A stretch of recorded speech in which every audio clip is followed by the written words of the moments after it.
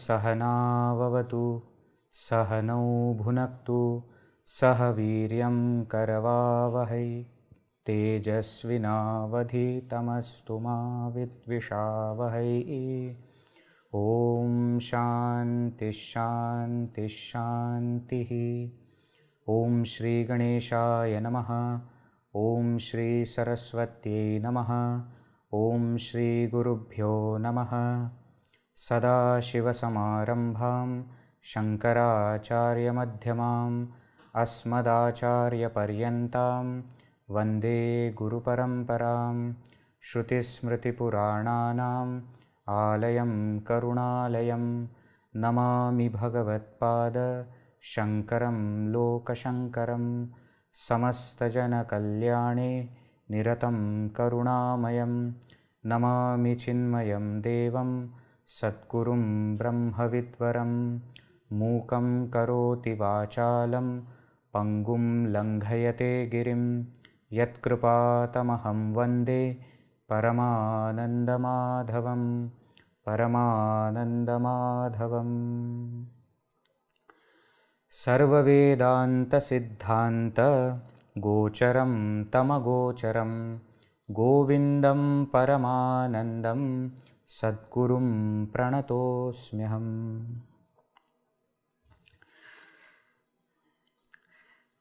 So Hari Om to all. I have received many questions. So I don't think we will be able to complete all the doubts today. So we will continue with the remaining doubts in the next session. Okay.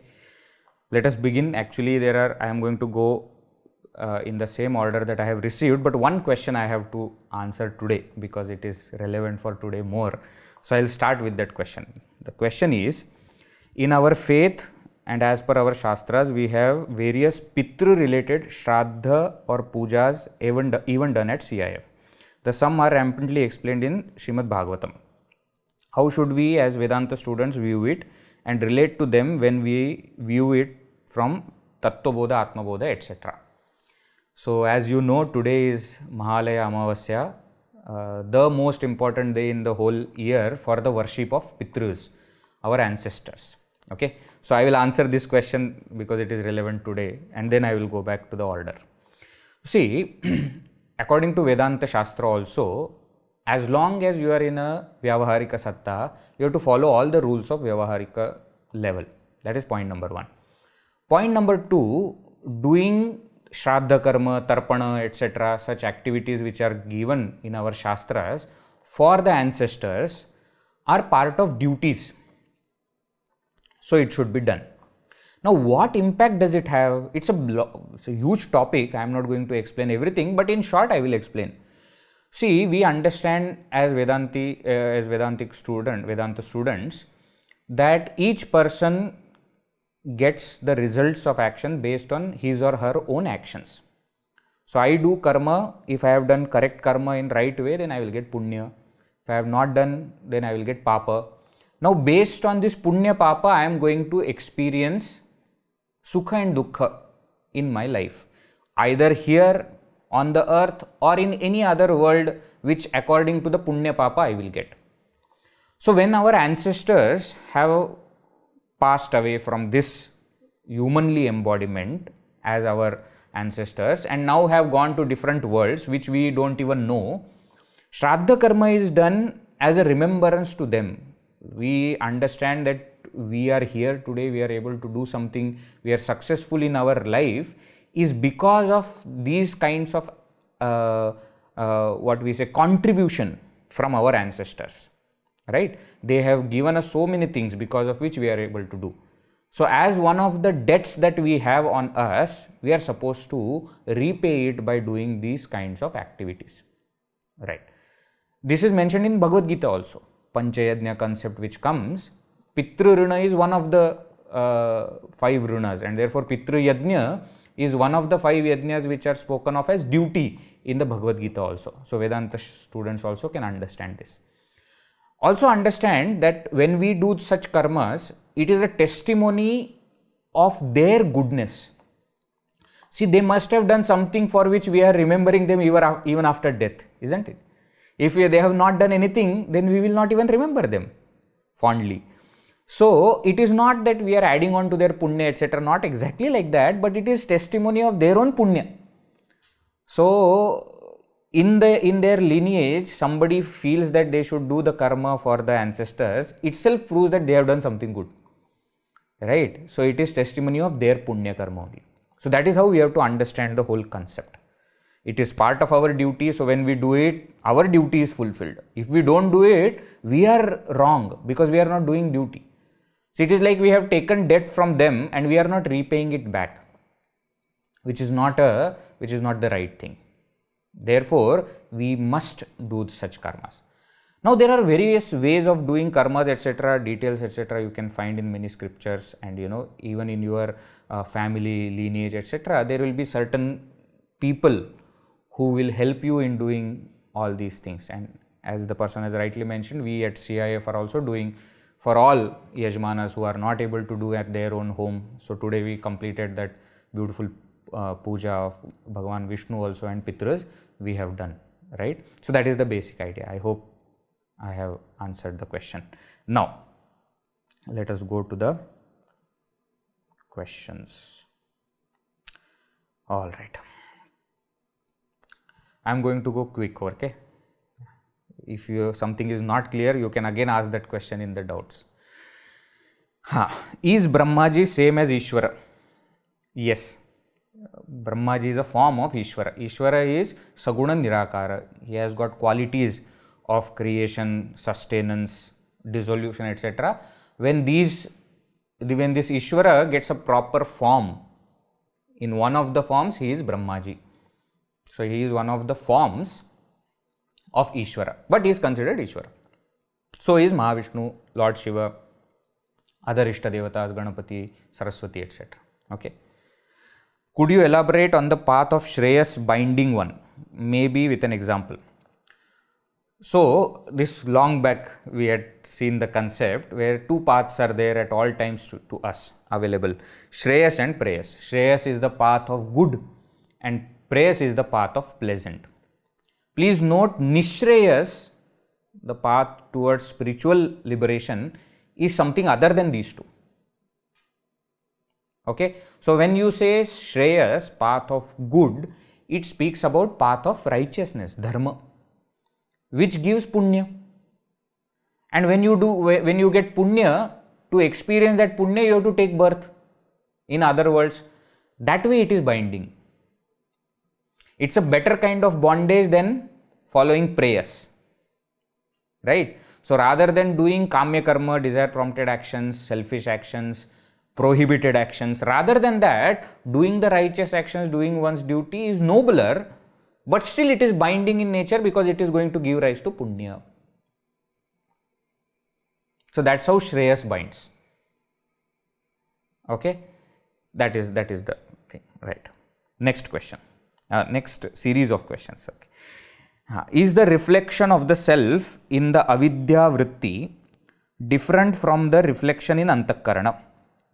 Because according to the quality of water, the reflection of the sun also changes. I am not very clear about this. Please explain. So we had seen that whenever there is a vritti modification, subtle modification, the self gets reflected. Now, when that modification is of antakarana, the inner equipment, then antakarana vritti, then the sun gets reflected there, which is called as reflection of consciousness, which happens, and then that particular thing is called as ahankara. Now, when the vritti is subtler than antakarana, which we have called as avidya vritti or ajnana vritti or ananda vritti. Remember when we were seeing the anandamayakosha, that concept we had seen. So, the moment there is a vritti, reflection of consciousness will happen. Now, whether it will be pure or impure, it is same as how the reflection will happen in the antakarana. That also is not known, no? Antakarana reflection also, antakarana is whether pure or impure, whether too much agitated or calm. In the same way, it also will happen in ananda vritti, in the causal, so to say, modification. Now, relatively, the causal body, because of it being what we say subtler than the antakarana, and also because there is no presence of waking or dream worlds, it is relatively or potentially calm, quiet. Okay, and therefore the reflection is quite clear. But remember, it is clear, but still it is hidden by ignorance, because that is the only thought. Ajnana vritti, covering, veiling is the thought. So, though the reflection is clear, we don't experience it to be clear because of ignorance. Okay, that is the point. Next, wherever there is vritti, if the reflection of the self will take place, then in the antakarana, why is it only being reflected in the ahankara and not other vrittis? Please explain. It is not that it will not be reflecting in other vrittis. As I explained earlier, see, antakarana is one entity. We are calling it as mana, buddhi, chitta, ahankara, depending on the type of thought, type of vritti. Don't think that antakarana is divided into four. This is mana, this is buddhi, this is chitta, and this is ahankara. It is not like that. Antakarana, inner equipment, is vritti, thoughts. Now, based on the type of thought, we are naming it differently. So, sometimes we are calling it as mana, mind, sometimes buddhi, intellect, sometimes chitta, memory, sometimes ahankara, ego. And in all of them, reflection of consciousness will happen. Right. Now, remember the example of pond. There is a pond, water. When there is a water, water has inherent capacity to reflect. So, when the sun is there, water will reflect the sun. Now, remember, the entire water is reflecting the sun, but the sun's reflection is happening in one portion of water. In other places also reflection is happening, but it is focused and seen at one place. Now, that portion we are calling as ahankara. Don't say that other places reflection is not happening. It is happening. It is happening. A reflection of everything is happening. Right. So, everywhere there is a vritti, reflection of consciousness will be there. The only thing is that this reflection of consciousness being always associated with ahankara, we say that they are always together. That doesn't mean reflection is not happening in other places. It is happening. Every vritti will have reflection of consciousness. But whenever there is a reflection of consciousness, ahankara is associated with it always. Remember Drigdrishya Viveka concept we had seen, sahaja tadapmya, that they are always together. Sahaja means they are born together. They always stay together. Means what? When there is reflection of consciousness, ahankara has to be there. When there is ahankara, reflection of consciousness have to be there. They are always together. Clear? So, even in antakarana vrittis, reflection will happen. Right. Is avidya vritti the I know nothing thought or ignorance of the self in general? If it is the ignorance of the self, then that would mean it is present in waking and dream state as well. Please clarify. Avidya vritti, when we say, no, it is I know nothing thought. Avidya, ajnana, ignorance is I don't know my own self. But when it is modification of that ajnana, avidya vritti, no, vritti means modification. So, avidya is ignorance. Ignorance means I don't know myself. I don't know the self. Now, when we say avidya vritti, modification of it, that modification is I know nothing. I don't know the waking world, I don't know the dream world. So avidya vritti is I know nothing thought. Okay, which is not there in waking and dream. I don't know the self, that ajnana is there in waking and dream also, but avidya vritti as such is not there. Okay, it again manifests when that ananda vritti as priya moda pramoda. Whenever we experience that in waking and dream, that time it manifests. Next, is anandamayakosha different from karana sharira? In the sense that karana sharira has vasanas, ignorance and punya papa, but anandamayakosha has all these but also has priya moda and pramoda. Are they the same or different? Please clarify. So this point we had discussed, there is a very slight difference between karana sharira and anandamayakosha. As it is rightly pointed out, anandamayakosha has got additional aspect of priya moda pramoda, but its full expanse, its full manifestation is in deep sleep alone. So karana sharira anandamayakosha, their main state is deep sleep. Anandamayakosha also is there in between when we experience priya moda pramoda in waking and dream, but majority they both are same. See, in our common parlance also we say, no, most of the things if they are similar, we say they are similar only. One or two little things here and there, but they are same. In the same way this also, okay. So somebody else says karana sharira and anandamayakosha are same. You suddenly don't say, no, we have studied in Vivekachoodamani. No need to correct that person. If that person thinks karana sharira and anandamayakosha are same, that's fine. That's fine. In your mind, you remember that there is a additional point of priya moda pramoda for your understanding. Okay. But at the basic understanding, karana sharira and anandamayakosha are same. So stula sharira and gross body. Stula sharira and annamayakosha same.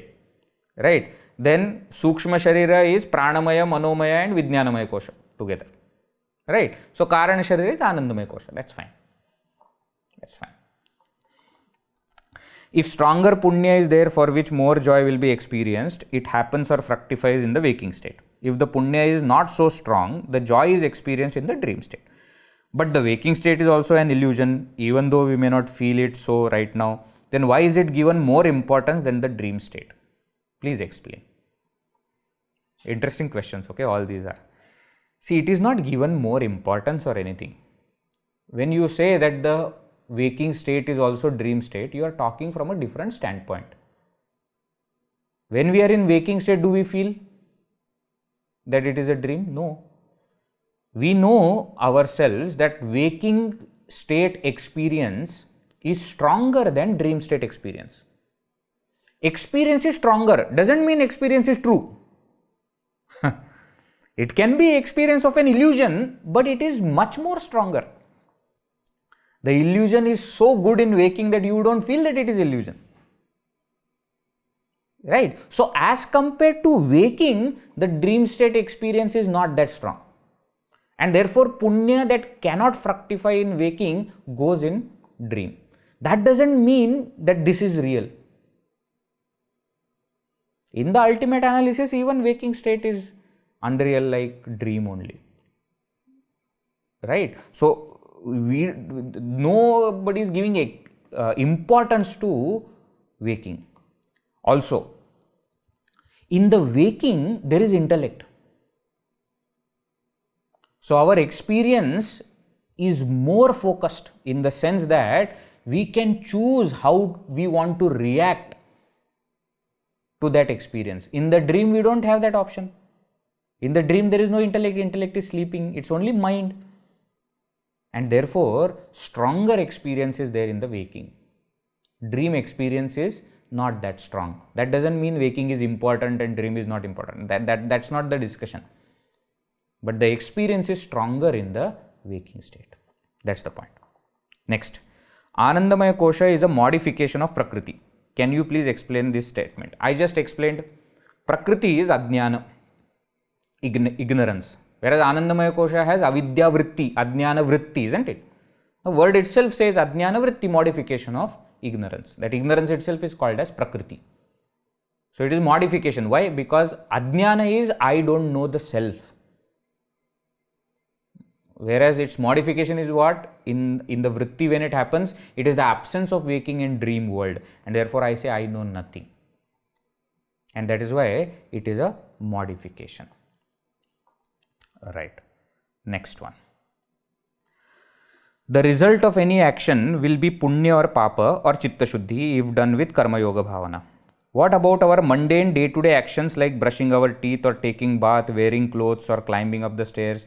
Which among the three results do these kind of actions produce?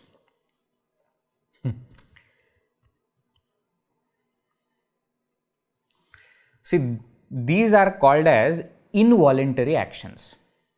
Some of these, okay? Some of these are called as involuntary actions, like, breathing, then sneezing. Some of the things they are mentioned here, brushing teeth, taking bath, etc. Ideally, these should be involuntary. But what happens is, we are humans. We personalize all these actions. You see, we are not okay with any way of brushing teeth. We have got our own way of brushing teeth, our own kind of toothbrush that we want to use, toothpaste that we want to use, whether electric or made up of bamboo or the plastic one use and throw, and what should be the length, should it be soft or should it be hard, what kind of toothpaste, should it be Indian origin toothpaste or should it be Western toothpaste. And see, what has happened is, involuntary action also we have made it personalized. The moment we personalize it, it becomes action. It will have punya, papa, chitta shuddhi, all three kind. Now, which category will they fall? Depends on how you perform. Depends on how you perform.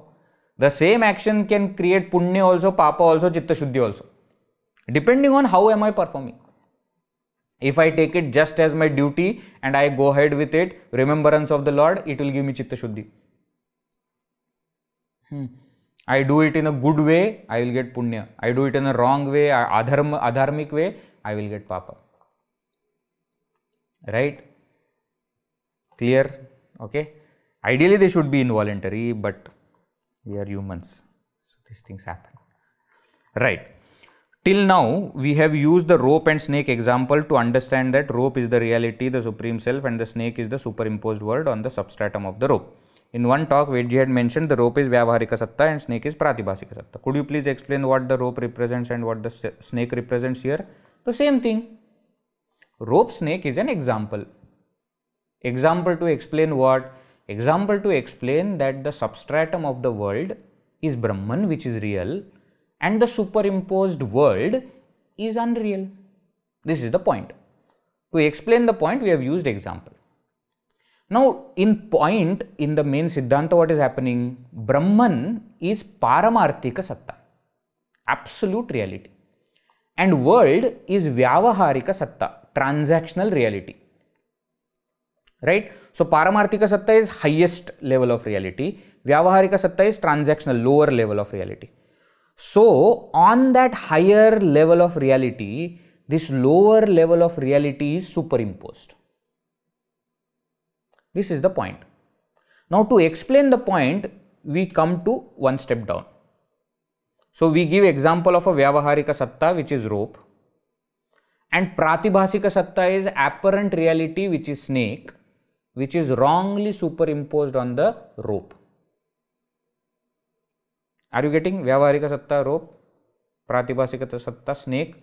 Snake is superimposed on the rope, but from the Vyavaharika standpoint, rope alone is. There is no snake. If you see the snake, it is only wrongly superimposed on the rope. This is the point of the example. Now, apply the same thing to this. World is Vyavaharika Satta. Brahman is Paramarthika Satta. Brahman alone is, there is no world. If there is a world that you are experiencing, then it is only superimposed on Brahman. Is this clear? All right. The terms like Atma, spirit, soul, consciousness, Jiva, substratum, all being used interchangeably. What are the differences between these terms? I need clarification. I think that none of these terms identify as pure consciousness. See, first of all, in Vedanta, we don't use these interchangeably. They all mean different. Okay. Atman, in Vedanta, when we use the word, we are referring to pure consciousness. Satchidananda Swarupa Atman. Spirit is a word that we don't use in Vedanta at all.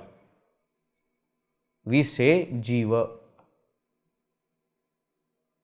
Even the word soul, we don't use much in Vedanta because it is misleading. See, the spirit, soul, Atma, etc. people talk about it as for the Bhuta Preta, etc. One who has left the human body is called as Atma, spirit, soul, etc. So none of these terms we are using it there. Okay, we say that is Jiva who has left the gross body. Right? That person, in the normal language, what we say spirit, soul, and Atma, etc. that is what it refers to. But in Vedanta, we don't use these terms at all. Soul, next to term I have explained. Consciousness. Consciousness, when we say, it is always pure consciousness that we refer to. Unless we are mentioning it clearly at reflection of consciousness, then it won't be pure consciousness. It is reflection of consciousness. Jiva, I have explained to you. The reflection of consciousness along with the mind, along with the Antakarana is called as Jiva. Individual, who is identified with gross, subtle and causal bodies. And when one body, gross body is given up, it goes further using the subtle body and causal body, and it takes up another gross body. That is called as Jiva. Substratum, we refer to substratum as Brahman, which is the real substratum of the entire world, not just of this body. It's one substratum for the entire world. Okay, so these are the different meanings of these terms differently. In Vedanta, we don't use them interchangeably. Which terms will we use interchangeably? We may say Atman, Brahman, self, consciousness, substratum, reality, truth, all of them with capital first letters. They can be used interchangeably because they all mean same. But Jiva is different. We don't use the word spirit, soul, etc. We don't use the word Atma for a dead person. Okay, I think I have answered. My doubt is all koshas are different from self. I understood that self is totally different from not self. But at any time of any near and dear sickness, distress, I forget all what I have learned so far. I start worrying and become upset. How to overcome this? Practical question, not a technical question. Practical question, I like. So how to overcome? See, it is always like this, no? When we are studying, we understand everything. But when we actually face difficult situation, then we forget all what we have studied, right? But see, the beauty of Vedanta is that is the time to practice. Many people are even fine with their own sickness, but they cannot handle sickness of their near and dear ones. So at that time, we have to remember that person is connected to me. How? Through the body only.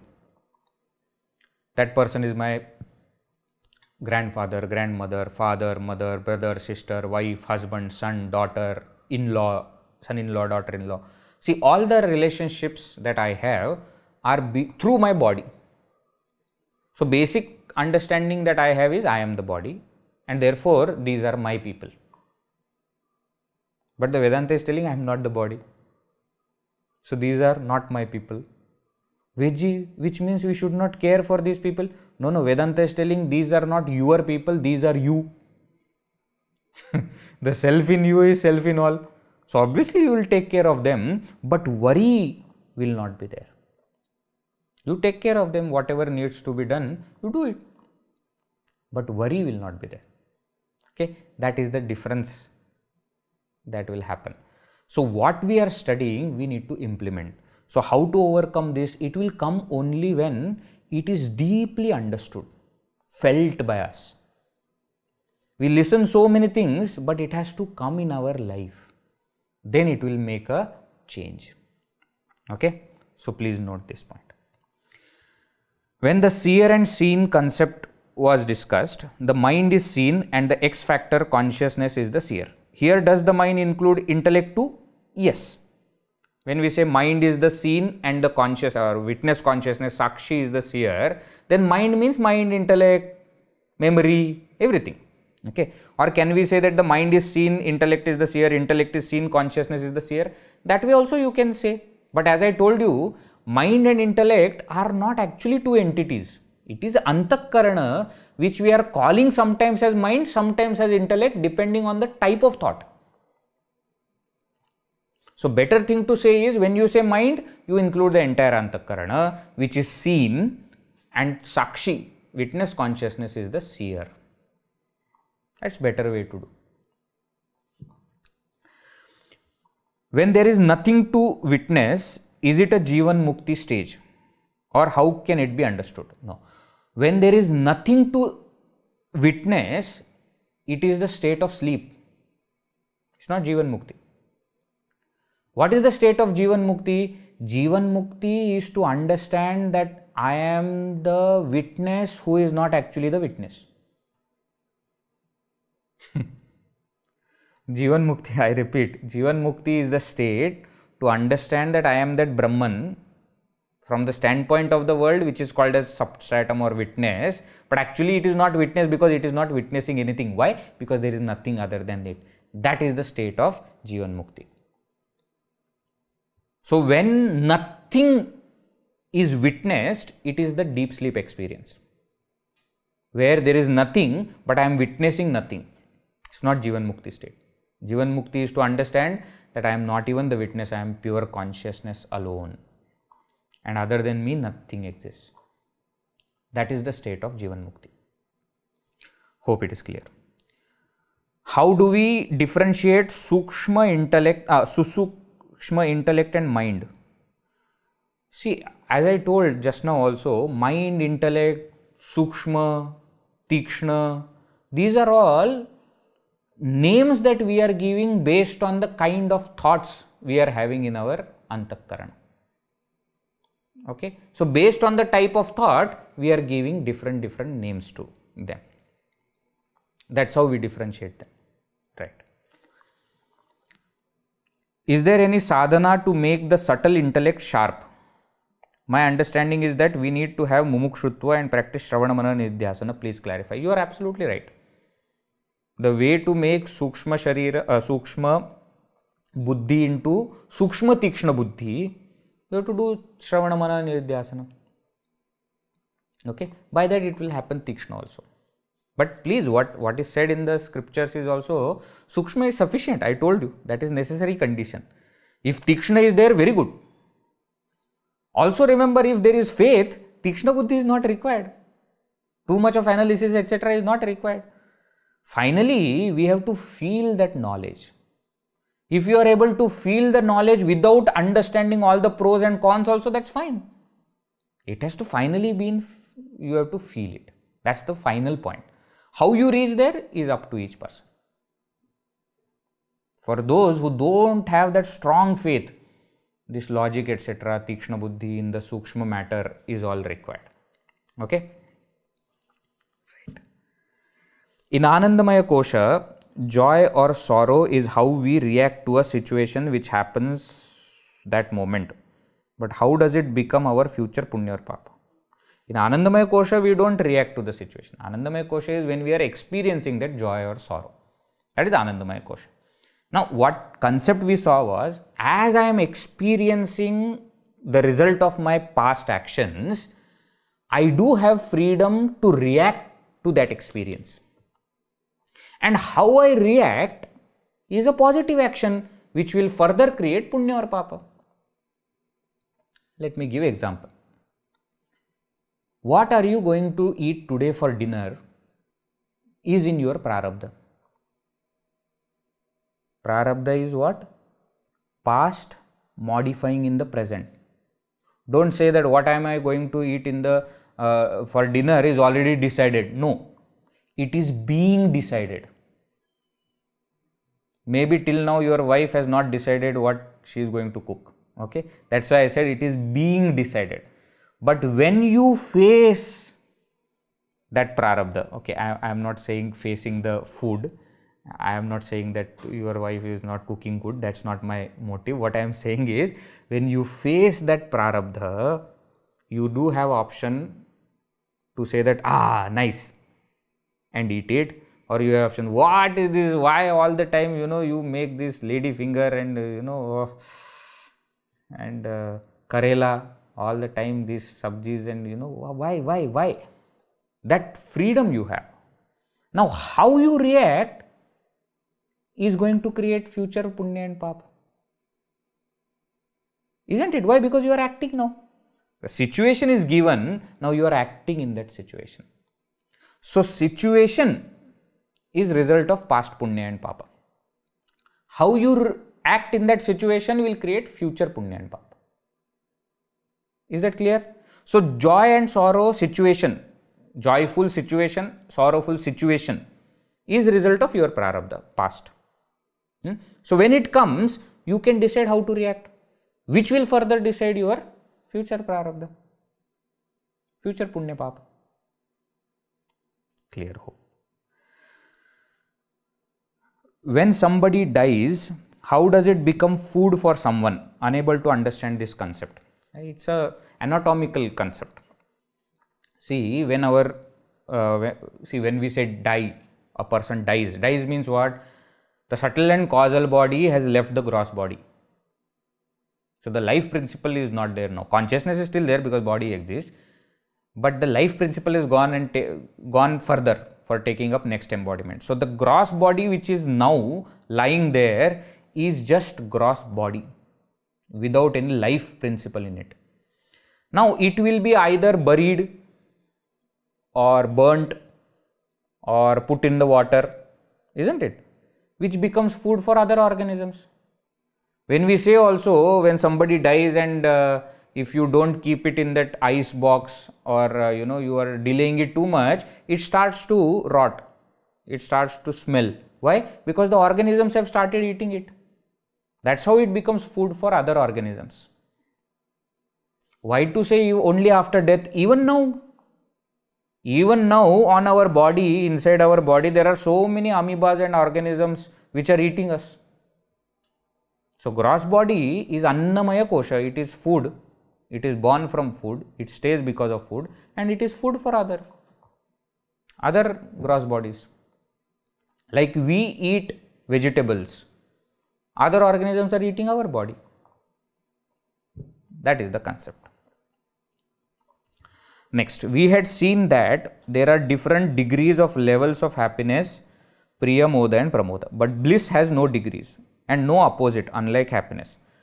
But the bliss of the self is different from the modification of bliss in the deep sleep state. Then isn't the degrees of bliss also changing? No, it is not changing. That pure bliss is wrongly identified as the bliss of the deep sleep. So, the modification of bliss is also a superimposition on actual bliss. Bliss has not changed. Bliss doesn't have degrees. Bliss doesn't have any opposite, as you have rightly mentioned. The so-called modification of bliss, which is anandamayakosha, is not really there. It is only wrongly imagined to be there. It is like the snake which is not there. Because of the imagination of snake on the rope, has the rope changed? Rope has not changed. Have there been degrees that have been created in the rope? No. The fact of the matter is, snake is not even touching the rope. So, rope is still one same, without any modification, without any degrees, without any opposite. So, bliss is same. In verse 208, we saw the manifestation of the bliss sheath is partial in the waking and dream states when there is priya, moda and pramoda. This means that ananda vritti is there in waking and dream states. And since ananda vritti is the same as avidya vritti with the reflection of the self, that would mean that avidya vritti is in waking dream state also. Is this thinking correct? Yes, it is correct. It is correct. In Priyamoda, Pramoda, in waking and dream state, avidya vritti is there. But as I told you, in deep sleep state, it alone is there. You understand? In the waking and dream, there are so many antakarana vrittis also are there. And avidya vritti is also there. But in the deep sleep state, it alone is there, and therefore it is its special state. You remember, for subtle body also we had seen, the special state of subtle body is dream. That doesn't mean subtle body is not there in the waking. Of course it is there. How am I able to talk? Mind is there very much. But in the waking state, even the body is there. So it is, so to say, is not getting that prominence which it gets in the dream state, because the gross body is not there. And that's why we said dream state is the special state for subtle body. In the same way, deep sleep state is special state for causal body. But ananda vritti is there in other two states as well. The doubt is in Hindi. I will first read that, then I will translate. उपाधि पर आत्मा का reflection जो जीव कहते हैं, और ये भी कहते हैं कि जीव और आत्मा एक है. मेरा डाउट है, रिफ्लेक्शन और आत्मा कैसे एक होगा? रिफ्लेक्शन तो बस उपाधि पे आत्मा का साया जैसा है. साया और रियलिटी कैसे एक होगा? The question is that the reflection of the self in the upadhis is what you are calling as jiva.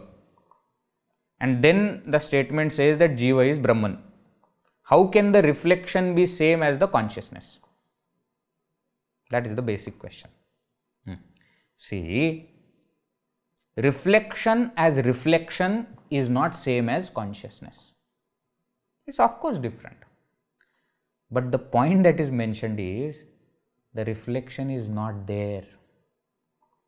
Consciousness alone is. And if the reflection is not there, then what we were calling as reflection, what it is? It is consciousness alone, which is appearing as reflection. Clear?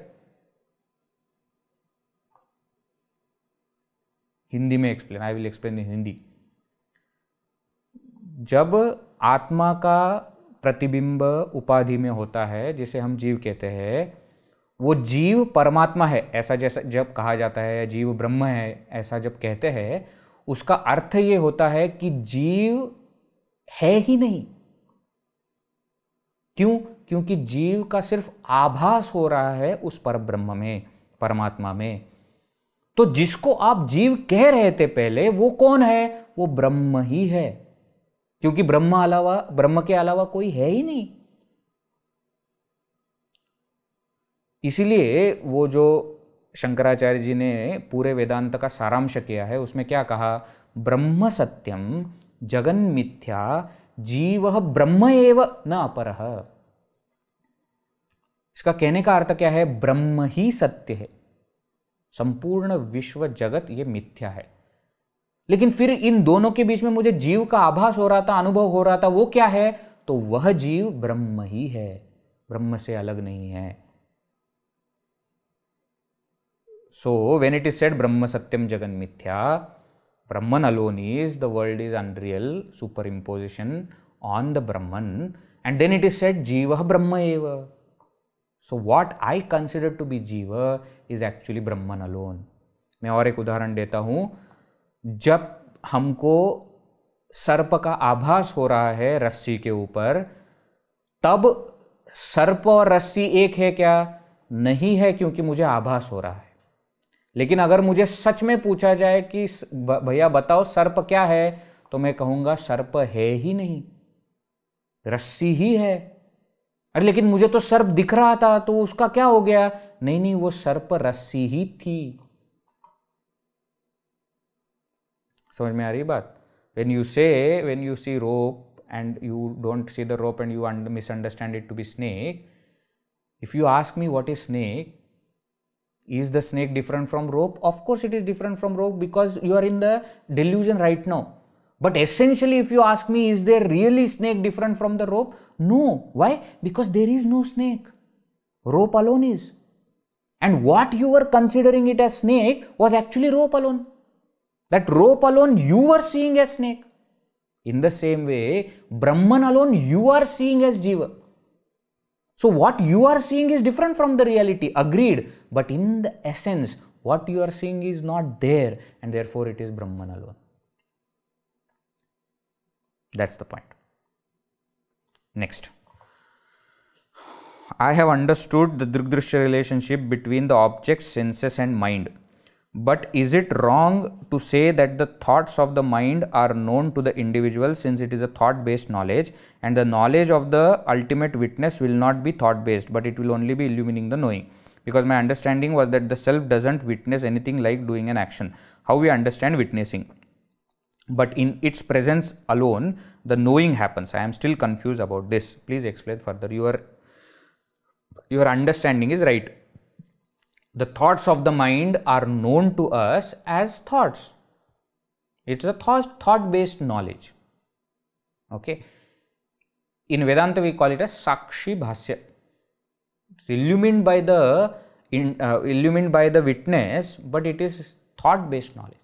Whereas knowing the witness is not knowing the witness as an object, but knowing the witness as the subject.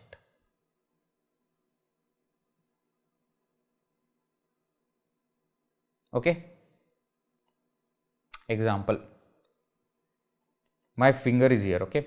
I keep this hand here and I start talking.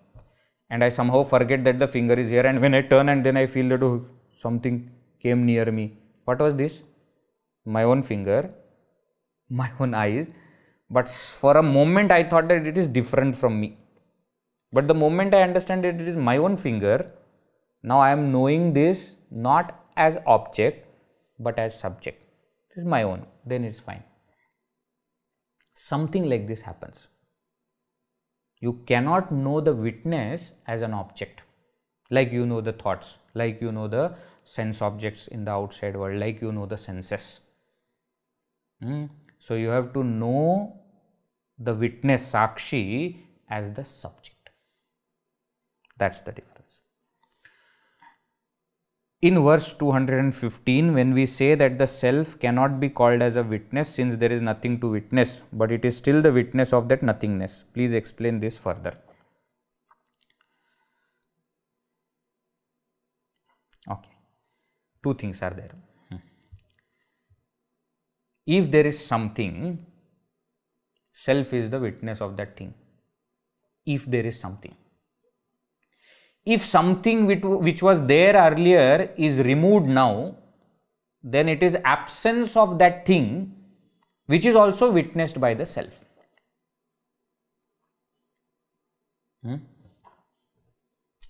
What is there in my hand? Watch. How do you know? You are witnessing the watch. Now what happened? What is there in my hand? What is there in my hand? Nothing. What happened? Now the watch which was there earlier, which you witnessed, now you are experiencing absence of watch. You are witnessing still. Okay. So you are witnessing presence as well as absence. In the waking and dream state, you are experiencing the presence of objects, presence of thoughts. In the deep sleep states, the deep sleep state, when the objects and thoughts are not there, you are experiencing their absence. So the self is the witness. Now we say, we go a step further and we understand that the self alone is. There is nothing other than the self. Correct? When you say there is nothing other than the self, this is not absence of things. This is to say that nothing existed ever. So the self is witness of presence of objects, absence of objects, presence of thoughts, absence of thoughts. As long as this presence and absence is there, the self is called as witness. But when we realize that the self alone is, and therefore there was never anything, there is not anything, and there will never be anything, then that self cannot be called as witness, because it is not even witnessing anything. Why? Because for the self there exists nothing other than itself. That is the point which is explained in 215. Presence of objects and thoughts witnessed by the self. Their absence witnessed by the self. But actually, since the objects and thoughts are not real, they were never there, which means that they were never having this presence absence concept. So then who is the self? The self can no more be called as witness. Clear? Next. In verse 214, we saw that the self can be known with an extremely subtle intellect. How can we develop this kind of intellect? So as explained, all the sadhanas that is given in the Vivekachoodamani is for making the intellect subtle. Shravana, Manana, Nididhyasana. We saw the verses for practice of meditation. When we actually start practicing meditation every day, 15 minutes, 20 minutes, etc. What are we doing? That is what we are doing. We are making the intellect and mind extremely subtle that it just merges in the Supreme Brahman. Karma Yoga, Bhakti Yoga, Jnana Yoga, which is Shravana, Manana, Nidhyasana. All these are the techniques to make the mind and intellect pure, focused and subtle. That is what. Next. Thank you for the clear classification of the three types of good intellect. You explained using Kathopanishad the need of the subtle and sharp intellect. What about the rare pure intellect? What is its connection to the other two and its importance for sadhana? Also, how do we make our intellect sharp, subtle and pure? So, I have explained about sharp intellect and subtle intellect. Now, pure intellect. Pure intellect is more to do with dharma, not related to spiritual sadhana as such. Okay. So, a person who lives a very simple life, dharmic life, without any complication, he may not understand the intricacies of concepts, etc. of the world as well as of the spirituality. So, Sukshma Buddhi is also may not be that much, Tikshna Buddhi also for the world may not be that much, but he has got pure heart, pure intellect which says that you do your job. That's called as pure intellect. It will have its own result and slowly such pure intellect will come to spirituality anyways, right?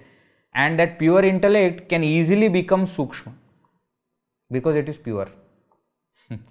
Purity and subtlety always go together. That which is gross is more impure. So, purity easily will become subtlety. Now, how to develop pure intellect? Actually speaking, cannot be developed. It is just there. See, it is like innocence. Can you bring innocence to your nature? Innocence has to be there. That innocence is kind of pure intellect. What you can develop? You can develop the Sukshma Buddhi, subtle intellect, and Tikshna Buddhi, sharp intellect. Sukshma Buddhi by reflecting on Sukshma subjects, Sukshma concepts, and Tikshna Buddhi by doing more and more logic and by able to by critical analysis. That is how we can develop all three.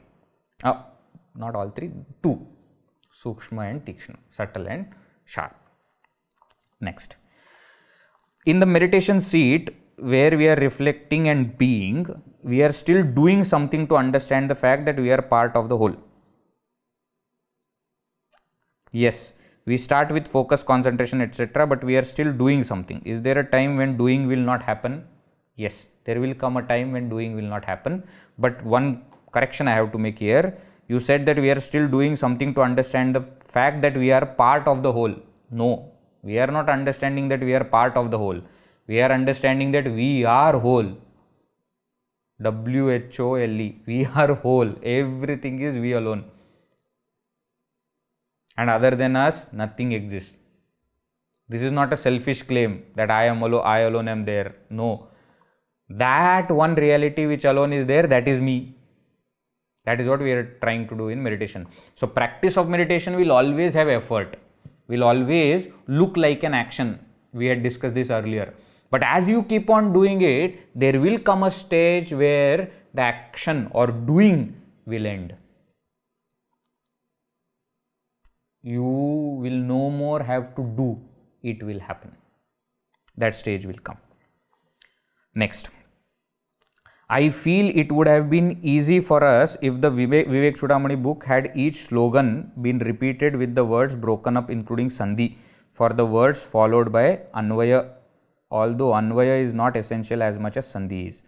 Is there any book showing sandhi breakup for Vivekachoodamani and Bhagavad Gita? Yes, for Bhagavad Gita the book is there by Gita Press. For Vivekachoodamani, wait some more time, we are working on the book where word to word meaning and therefore sandhi will already be done, and CIF is coming up with that publication maybe in another, the draft is ready, we are just going through and soon it will come. Okay, so you can at that time use this. Next question, is there hell? As per Vivekachoodamani, the self or the Atman is an impartial witness not involved in any of bodily actions. As such, it does not accumulate good or bad karma. Then is it the Sukshma Sharira who has to undergo heaven or hell? Okay, long question is there, let me answer in parts only. Is there hell? Yes. Is it Sukshma Sharira who has to undergo heaven or hell? Yes. From my limited understanding, when the soul individual consciousness is Jiva, leaves the Sthula Sharira, Sukshma Sharira also leaves with the soul, correct. Does it travel to 14 worlds before it takes birth again? Not necessarily. It will go to whichever world according to its punya or papa. Not necessarily it has to go to all the worlds. Is there any reference to this in any of Shankaracharya literature? It is part of Veda only. Why Shankaracharya? Shankaracharya will of course mention. See, Shankaracharya is dealing with Vedanta, no? This is a concept of Purvamimamsa, first section of the Veda. So, Shankaracharya literature you may not find this, but it is mentioned in many of the main texts, and therefore in the commentary you will see reference. The point is simple. Jiva leaves the gross body along with the subtle body and causal body, takes the next embodiment. That next embodiment can be in any world, in any kind of birth yoni based on punya and papa. Whichever world the Jiva goes to, there the Jiva will get its gross body, physical body. Okay, so according to the world he will get that and he will experience that world, and when the punya and papa of that world is exhausted, he will come back on earth, either as human being or as animal or as a tree, like that, based on again punya and papa. As I understand, desires and attachments create samsara and the soul takes rebirth. As such, I have not come across a separate world of hell or heaven being spoken about as having been mentioned in any of Adi Shankaracharya's works. Is this true? No, it is not true. It is there in many places. In Shankar Bhashya, etc., you will find it. As I told you, Shankaracharya will not write about it because it is not the topic of Vedanta. It's not the essential topic of Vedanta. But when such topic comes in Upanishad, Bhagavad Gita, etc., Shankaracharya has commented. So, of course, it is there. The heaven or hell is this world itself based on one's past karma. That is also correct concept. Why you have to go somewhere for heaven or hell? Finally, heaven or hell is experienced by the subtle body. Subtle body is present even now. So, even now we can experience heaven or hell based on how the subtle body is. Gurudev used to always explain, if you are happy, you are in heaven. If you are sad, you are in hell. Right here. Why you have to go somewhere? But that doesn't mean actually heaven or hell are not there. It is given in the Shastra, which means it is 100% there. As we evolve in the spiritual path, we sense some amount of vairagya. At this stage, one feels like a misfit in the very society and family that we have lived in. Neither is one so evolved as to be comfortable with this isolation. How does one deal with this Trishanku Swarga situation? Nice. See, the answer is very interesting. You may not like the answer, but that is the answer. As you start developing vairagya, no, automatically things start to fall off from your head. So, towards, earlier, towards which you were attracted to or you were fully involved, No, because you have developed that kind of vairagya, those things you will not be attracted to, and they will also stop coming to you. It will automatically happen. Now, the problem comes when you were very much attached to the world, and therefore now the people around you are attached to you and you have become detached. Now the problem is there. So they are holding on to you, but you have somehow understood that this is not the point, so you have left. But you see, that is happening in every relationship, isn't it? How you deal with that in other relationship, that's how you have to deal here also. A girl and a boy fall in love with each other, then they break up, then the boy falls in love with somebody else, but that girl is still falling in love with him. What will happen? The same kind of condition what happens with you and me. We were earlier attached to people, now those people are attached to us, now you have become detached, now they are still attached, so they will keep pulling you to the world, but you are now detached, so you don't want to go to the world. What you have to do? You have to go for their happiness for some time. In some time they will understand there is no point in calling him again and again, he has become vairagi, let us leave him. Automatically that thing will fall off. We keep the focus, we keep doing things. But please remember, duty is duty. We have to do our duty. You cannot say, if you are living in grihastha that somebody's marriage is there, no, I don't want to go. Why? I have become spiritual now. So no spirituality is telling that don't go for marriage. No spirituality is saying anything like that. It is your duty, go. Just remember God while you are going also, while you are eating also, while you are talking. That's the point. Okay, so don't complicate the matter. Okay. Next, when the panchakoshas are negated, you said there is only one witness consciousness. I didn't say, Shankaracharya said. When witness becomes redundant, there is only consciousness. Yes, but where is this journey? Do you feel the extreme love and compassion of the Lord? Glimpses of which one does not feel off and on. Is that also negated? No, see, why should we say that it is negated? It is experienced fully. You are actually understanding the concept of God itself in much better way. Earlier you thought that God is some form. Then you understood that God is the cause of the world. You understood that God is there everywhere in the world. Then you understand that God alone is there. There is no world. What is happening is, as you are progressing, your concept of God is, becoming better and better, correct and correct. So then the love and compassion of the Lord, which will be felt much more. We don't have to say that will also be negated. No, you will understand that the Lord who is compassionate and loving towards you is my own self. So it will not fall off. It will not be negated. It will grow out.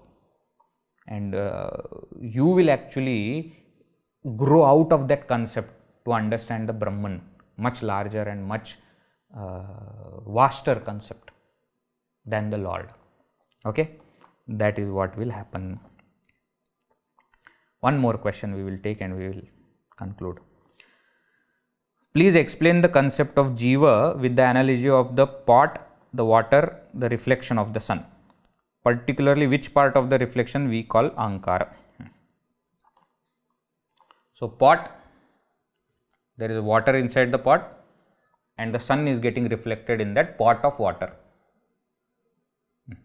Pot is compared with gross body. Water inside the pot is compared with subtle body. Sun is compared with the self. Now, that sun is getting reflected is called reflection of self or reflection of consciousness.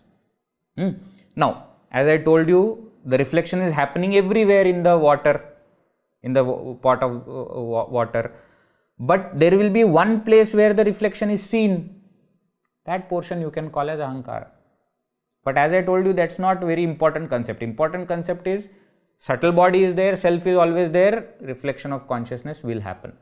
Now, since this reflection of consciousness is always associated with Ahankara, you can say the portion of water where the sun is getting reflected is called Ahankara. So, this is Ahankara, this is sun getting reflected and this is the remaining water.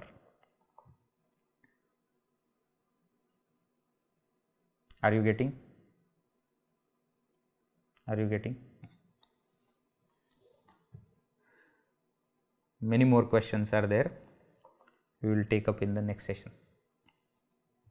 Okay, but good, I am happy that you all are studying.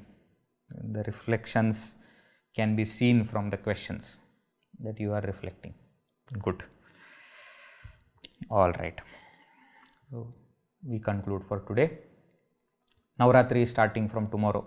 Wish you all a very happy Navratri, spiritually uplifting Navratri. There will be program in CIF. Keep looking at YouTube channel. There will be everyday live puja in the evening. You can also offer pujas from wherever you are. Please do so. Our next class will be in between the Navratri, right? Auspicious time. So we will meet next Sunday. We will complete the questions. We will conclude. Om Purnamada Purnamidam Purnat Purnamudachyate Purnasya Purnamadaya Purnameva Vashishyate. Om Shanti Shanti Shanti. Harihi Om Shri Gurubhyo Namaha. Harihi Om.